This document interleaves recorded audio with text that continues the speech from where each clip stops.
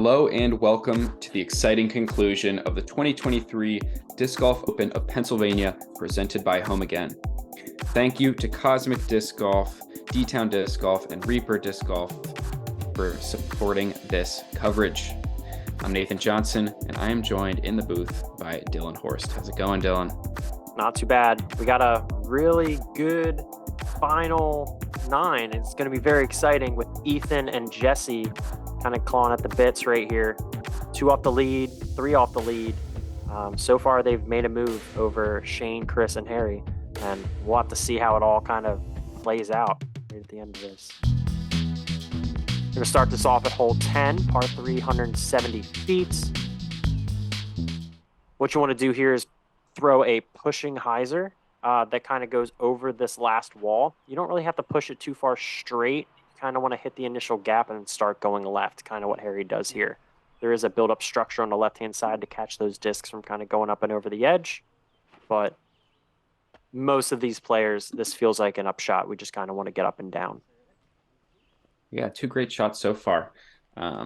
This gap can be a little intimidating. There's also that creek that runs in front of between the tee pad and the basket that is OB. So if you do miss this gap, you can get into a little bit of trouble. Just a nice little putter hyzer here for yourself. Gets a little sneaky on the backside, but gets through nonetheless to give yourself a birdie putt.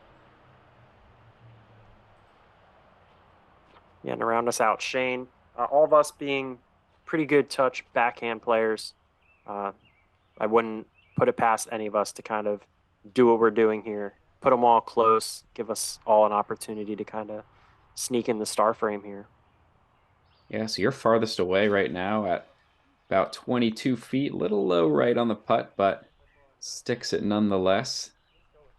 And yeah, everybody else is about 10 feet or so. So this is a nice star frame for our lead card to kind of get some strokes back. Like we saw on that leaderboard check-in, Jesse and Ethan from the Chace card are making a big push at this tournament. So if these other guys on the lead card want any chance, they're going to have to make a serious move on this back 9.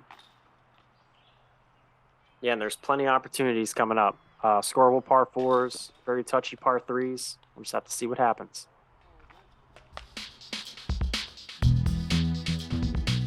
Hole 11, par 3, 247 feet.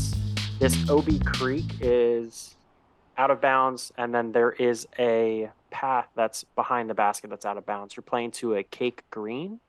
The idea here is to kind of push something straight and just try to land in bounds. So Harry here gets a little fortunate to kind of get through the tree on the right-hand side.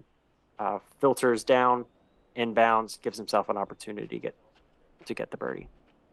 Yeah, a little higher than I'm sure he would have liked, but the touch was there to make sure that the distance control was good. Chris pulls this one over and is going to need a lot of luck to sneak through the trees.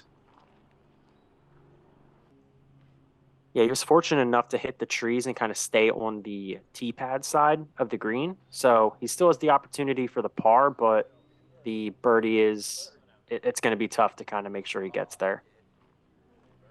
Berg does its job there, sits down on the grass. Gotta leave yourself with a birdie putt as well. And Shane, opting for that touchy backhand line, is asking for it to get down. And it does. Also sticks on that nice and grabby grass. Leave him a birdie putt as well. Yeah, Villa here just taking his medicine, just trying to get it nice and close. He accepted that the birdie wasn't really in the cards. So take your par, walk away. As Shane makes a beautiful death putt. If he hits that with a little more pace or misses the basket by a little bit, he might be out of bounds on that one. Yeah, really nice putt for him. Really nice putt for yourself as well to card the 2. We did have a couple ones on this hole in the afternoon, as we were alluding to on hole 8. Yeah, I wonder who did that. Am I allowed to give the shout out to myself? Also, Joseph Bruno. Joseph Bruno aces it. I watched it happen. I aced the hole later in the day. The lead card watches it happen. Pretty cool stuff. Yeah, very exciting. That's what Harry was looking at earlier, because we heard a bunch of hooting and hollering over here on this hole, and we were wondering if it stuck. Fantastic. Hole 12, par 4, 530 feet. The two plays here are to pitch up to the landing zone here and then chip over to the green. There is an OB creek that runs through the entire hole and an OB path on the left-hand side. That's play 1. Now play 2 is the option that Harry's going with to kind of hit this gap on the right-hand side. To try to push as straight as you possibly can without fading out left. Unfortunately, Harry tags one of the trees, kicks left and out of bounds. He should have a fairly open up and down for his par, but definitely not what he was looking for. Yeah, this is that safer play. Just kind of chip something, a forehand or a backhand, whatever your preference is, down to this kind of gully, into that kind of sunny area down on the fairway, and then you play across the creek. After that, this is the backhand layup. Has a little bit of too much height. It's going to need to sit. And of course, unfortunately, does not, just scoots into that out of bounds creek we mentioned. And then Chris likes to go for option 3, which I didn't even know was a thing, and throw the backhand, or attempt to throw the backhand over the creek in one shot, but unfortunately this time does not get as fortunate as in round 3, and he clips some branches and drops into the out of bounds as well. So 3 out of bounds drives from our lead card here on hole 12. They're going to have to put in some work to try to save a par. Oh, make that 4 out of bounds shots now as you clip a branch and drop back into the creek as well. Oh, and this leaks out from Shane. 2 out of bounds, 5 out of bounds shots on the hole. We're starting to see some struggles from our leaders here. Yeah, it's definitely not. It's a very touchy hole. I don't remember if Shane was quite out of bounds off of his tee, but it was definitely close. But still, each one of us has gotten that out of bounds stroke, and Harry having a nice easy pitch up from here. Chris having a nice pitch up. Both in a good position, and unfortunately Harry here just saws it off just a little bit. Just wants to push it a little bit farther to kind of not worry about the fade. Yeah, so just a pitch up for bogey now from yourself. After that second shot leaked a bit right out of bounds. This is now Shane for at least a bogey, possibly more. Yeah, our lead card's starting to leak some strokes here. This hole did average over par 4.25 strokes, so definitely showed its teeth in the afternoon down the stretch. Maybe some of those nerves coming into play for the rest of the field as well. Oh, for sure. For sure. Yeah, this is one of the holes that if you just break it into 2, it's pretty simple, but if you're a little bit off, it'll make you pay. Yeah, definitely punishing, but keeps things interesting.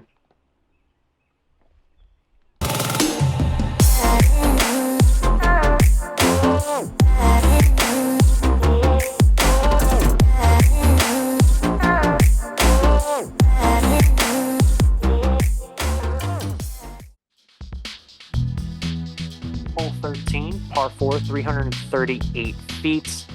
The tee shot's initially severely uphill, kind of playing through the gap that the drone was flying through to land probably, within 200 feet of the basket. You have to worry about this path to the right-hand side. It is out of bounds, but the idea here is to kind of just throw something long, straight, finishing to the left, which opens up the fairway, opens up that upshot to either throw a forehand or a backhand hyzer into the green. Yeah, definitely, probably one of the more easy birdies on the course. Once you hit this initial gap, which is pretty favorable, should be a pretty straightforward up and down for most of the field, and definitely the guys on this card. The only real mistake you can make is turning something over into that OB road on the right-hand side. So turned it a bit over for yourself there, catches a tree, but that made its way far enough up the fairway that it should still be a pretty gettable up and down. Yeah, this is another one of the holes at Klines where, you don't really need a lot of distance off the tee, but it'll put you in position getting more distance will put you in a better position to score. Harry there, kind of clipping one of the trees to the left, drops down. But again, both of us hitting trees off the tee, we're still in positions to score.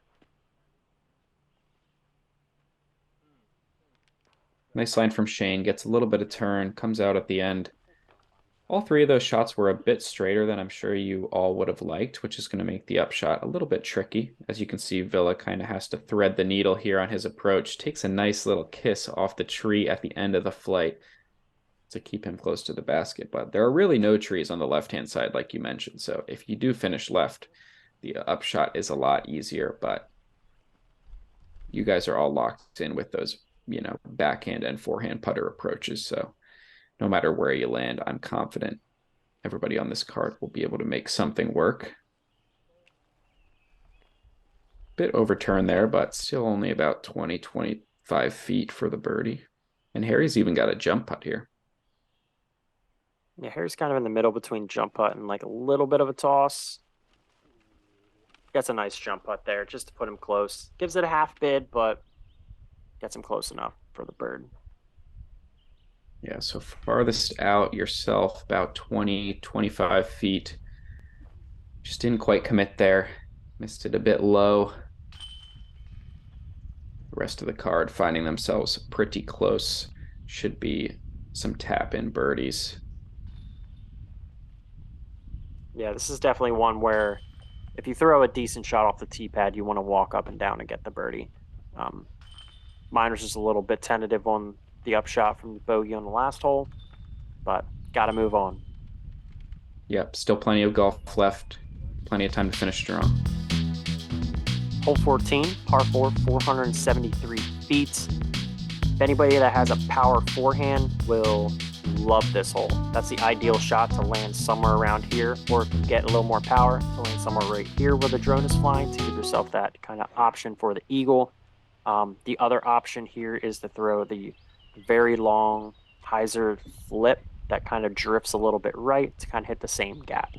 The miss here is to miss left because it does open up to the left. Billy here kind of pulls it a little bit to the right, and yeah, looks like it filters into a very nice spot. Here it's like the middle, don't necessarily want to be, but if you can get to where Chris is at, it's actually pretty open from the right-hand side as well. Yeah, I don't think that was the gap he was going for, but as is the case oftentimes in park style golf, it's better to miss by a lot than a little. So he gets fortunate enough to make his way most of the way up the fairway. Harry with a nice shot, a little low out of the hand, kind of finds the ground quicker than he would have liked, but definitely progressed forward enough to put himself in a good spot.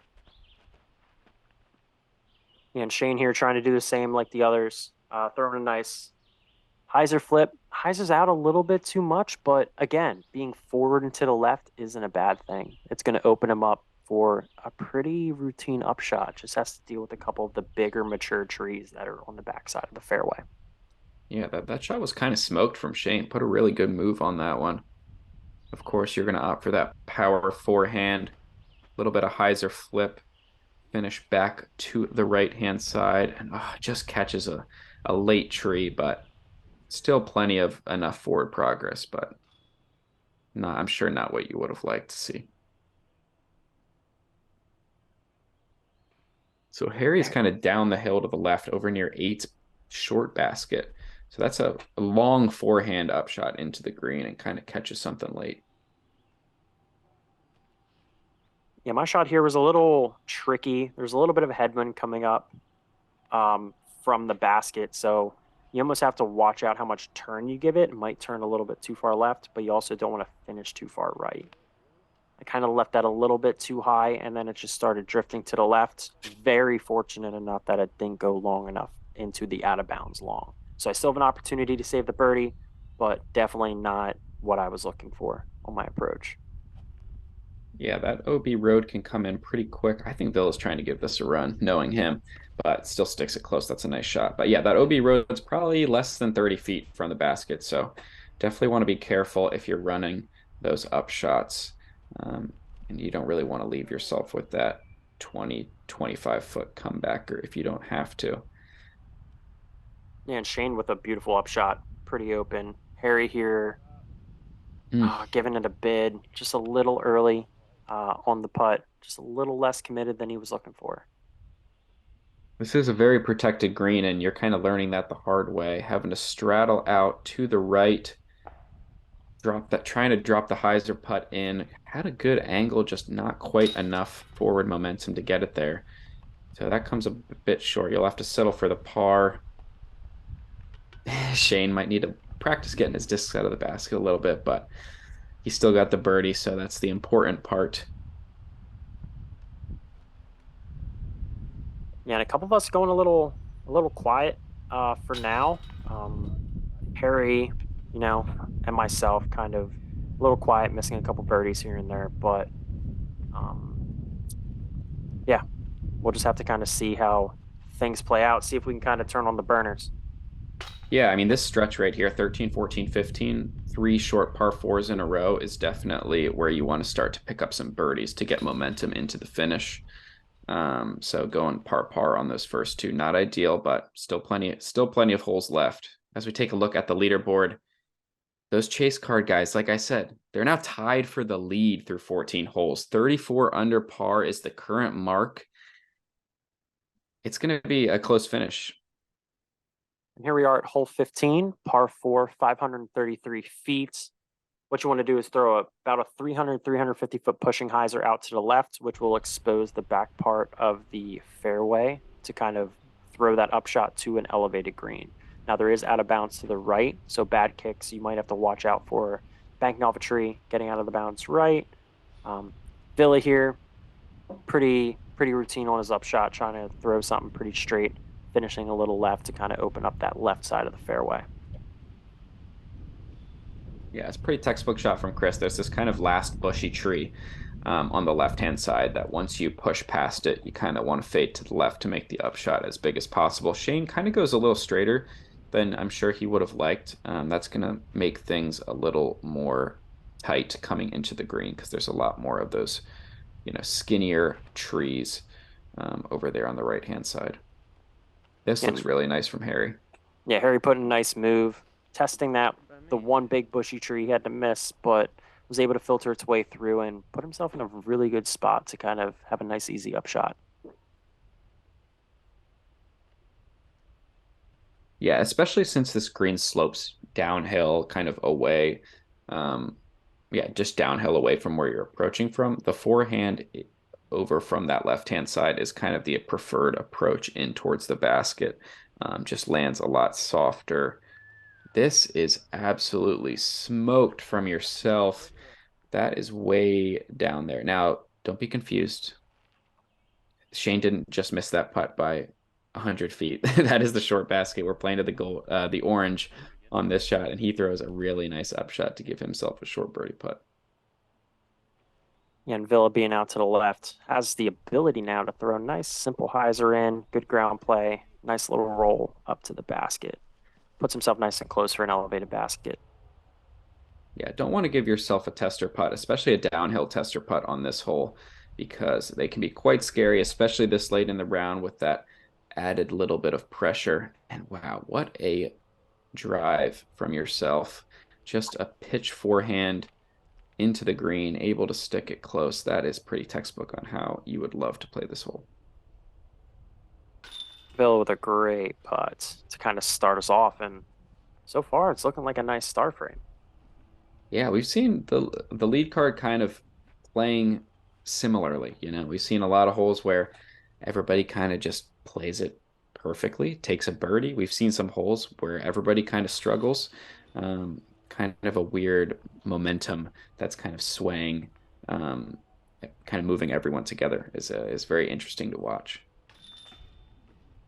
Yeah, because it seems a few holes ago, a bunch of us were kind of having trouble with the out of bounds, and it's nice that all of us, on one of the tougher holes, all get the birdie. Hole 16, par 4, 499 feet. Right here, the idea is just to hit the gap. Hit the initial gap and try to get forward as far as possible. Forehand players will try to land to the right here as the drone is flying through. Backhand players will just try to stay in the middle, maybe filter out to the left. Now, the tough part here is staying in the middle. There's a lot of stuff to navigate through.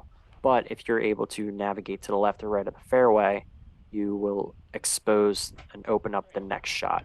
Villa here throwing an excellent shot, kind of getting a little sneaky through the right-hand side, but pushes far enough forward that puts himself in a great position to score.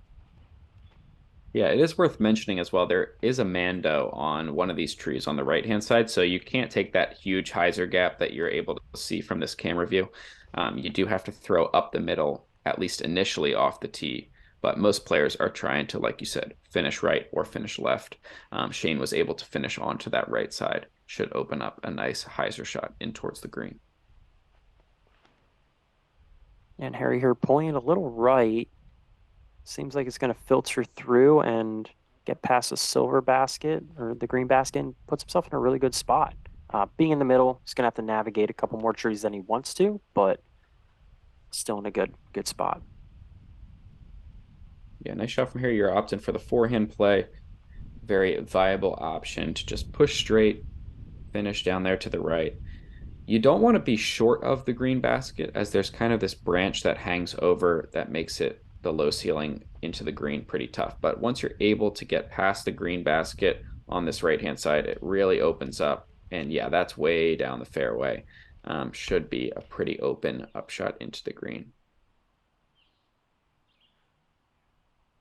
And Billy here trying to throw a nice simple hyzer through the one gap. Nice little roll. And gives himself a little bit of a tester putt, but at least it's an opportunity for birdie. Made a putt during the third round that was similar distance, and I have some good confidence that he'll make it.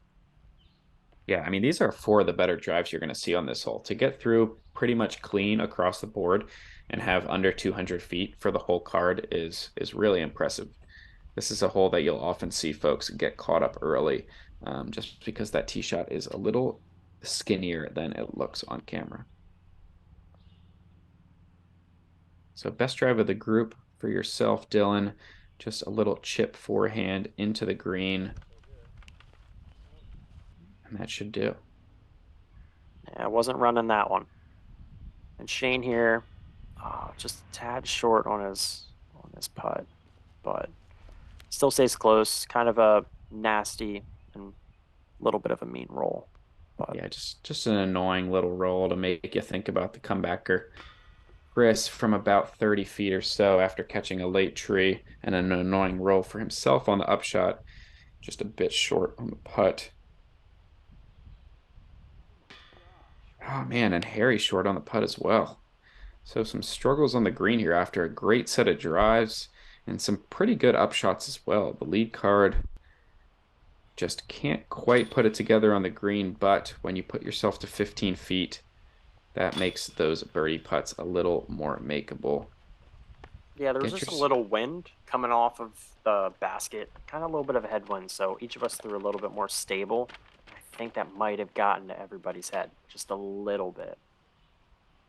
Again, sometimes, the mental effect of wind can have, more of an effect than the actual physical effect of that same wind, especially when it comes to putting. Take a look at that leaderboard again. Jesse Longenecker has jumped out to a one-stroke lead. 37 under par through 16 holes, and he's looking to finish strong here with only 2 to go. Hole 17, par 3, 297 feet. The hole's playing slightly uphill. The ideal shot here is to throw a pushing forehand that kind of lands just short of the basket, scoots up, kind of sits, nestles right next to it. Or to throw a backhand, you have to throw something that flips super late and then holds that line. Here's that forehand you talked about, a little high out of the hand, but has plenty of speed on it to get its way all the way up to the green. So that'll leave you with about a 20-25 footer for the birdie. Chris here is going to opt for that more technical backhand flip up, maybe gets a little bit of late drift line. And this looks like it's on a good angle. He's got it moving right out of the hand, and yeah, sticks it super close. Super technical line, but that's a Chris Villa specialty right there. That was an excellent shot with a little bit of wind kind of coming through off the right-hand side. and trusting something like that to kind of bend into the wind. Fantastic shot. Shane here, unfortunately, kind of pulls his forehand just a little bit, trying to get a little extra power. Drop short. He's going to have to probably yield for par on this one. Yep, last on the box will be Chace. He's going to line up that forehand play as well. When this one comes out a little early, a little too much hyzer, it's going to finish short right, leaving him a long uphill putt, if any. Shane here, just giving a nice little backhand approach shot, maybe a little half bid. Hits one of the last trees, kind of coming in. It's going to be a little bit of a tester putt, but putter's been pretty hot today, so except the last hole, but he's hoping to turn the tide and kind of get this one in. Yeah, a little tester, 25, 30 footer for Shane. Like you said, not a problem. He's been in a pretty good rhythm on the putting green. And now, how aware were you of Jesse and Ethan making that push from the chase card? Did you know what this putt and, kind of where you were at down the stretch? I did. So actually, when I think it was 12, when I got that OB bogey, I was kind of looking at the scores and saw they were making a run. All right, so definitely aware of what this putt means. Able to connect on that 25 footer for the birdie to get yourself to 37 under par. And Chris Villa, a great backhand tee shot, puts himself to no more than 15 feet. And he's able to clean up the birdie as well. Yeah, excellent. But at this point, it was watching the scores on every other hole. It was the bogey, and then I think a couple of the pars coming down the stretch. I looked after the second par and saw that. I think at that point we were tied and knew that, had to do something special down the stretch to kind of maintain. Yeah, I mean, Jesse and Ethan both already doing something super special from the chase card. As we're going to take a look at the scores again here before our final hole. Jesse Longenecker, 14 under par through 17 holes. He finishes on hole 1 from the chase card. Ethan Hine is at 12 under par through 17 holes. He finishes on hole 1 as well. So a one-stroke lead with Jesse on hole 1, and Dylan, you're finishing up here on hole 18. Here we are, hole 18, par 4, 494 feet. You want to throw a pushing hyzer if you want to be aggressive. That pushes right before that rough on the right-hand side to land in the open, and from there it's an easy chip up. Or you can take what Lucas did during the third round, kind of chip to the middle of the fairway, and then kind of make your second shot the most aggressive shot. So here I'm kind of going for a little bit more of an aggressive shot, trying to throw a pushing hyzer that fades out just before that last tree and kind of right before the rough on the right-hand side. Yep, definitely the aggressive line brings that OB path into play. We saw some struggles from the entire lead card on this hole in round 3. We'll see if we're able to make the correction here. This looks like a good line out of the hand, but just kind of holds a little bit too straight. Looks like you're caught up in those bushes you talked about on the right-hand side there. It's going to be a tricky up and down. Yeah, kind of never bent over and kind of finished to the left, hit those trees and kind of kicked to the right, unfortunately, so it'll be a tough shot. Villa here throwing a pretty straight shot and gets the fortunate ground play that he wasn't able to get during the first round. So it's nice to kind of get on the good side of the ground play on this round. Yep, Shane going up the middle, maybe a little early release. Just needs it to find the ground before it finds the OB, and it does. Kind of sneaks through there. I'm going to give a quick shout out here before we get down the stretch to Dan Brooks Wells, who eagled this hole earlier in the day. A 250-foot throw in. Pretty impressive stuff. As we come back to Chace, also lining up that backhand line. This has a little bit of height on it, so it's going to need to find the ground, and it grass velcros the disc a foot away from the OB. So tell us about what you're looking at over here. So there's not a lot. It's probably about a 2 foot by 2 foot gap. The issue here is putting the out of bounds long in the play, and also there's one last tree before the basket that you have to miss. So my goal here is to kind of aim for that last tree, get just before it, and kind of just see what the ground play and see what happens. Yeah, bit of wild ground play there, kind of clip some leaves right out of your hand, but able to stick it fairly close, probably right about a 15, 20 footer for the birdie. Nice upshot from Shane. So to fill in the details, Jesse and Ethan are on hole number 1. Ethan Hine parks the hole for birdie to get him to 37 under par. Jesse has a 40-footer for his birdie, just barely misses it to get himself to 38 under par. So, Dylan, if you are able to hit this birdie putt, we'll go to a playoff. If not, then we're going to have Jesse Necker be the champion of this tournament this year. But we got some other players who need to finish up first. Harry Chace grabs the birdie, gets himself to 31 under par. That is a nice finish. Shane here with his birdie putt as well from about 20 feet, maybe 25 feet. Spins it in there. This green does tend to get a little bit windy with the wind coming off the Susquehanna, and you got some cars passing by on the road behind. So definitely not a calm putt, but a stressful putt nonetheless. Here's Dylan Horst, 20 feet to push a playoff.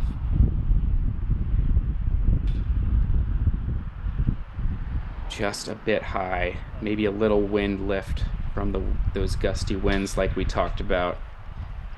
Catches the flag, unfortunately, is going to come up just one stroke short of Jesse Longenecker. 14 under par, final round from the Chace card to take it down. Let's head to Eric Hess for the trophy presentation. You're taking down the Disc Golf Open of Pennsylvania, and you beat Harry Chace, you beat Chris Villa, you beat Mike Moser, you beat Dylan Horst, Lucas Oberholzer Hess. Put your hands together. Your MPO champion, Jesse Longenecker.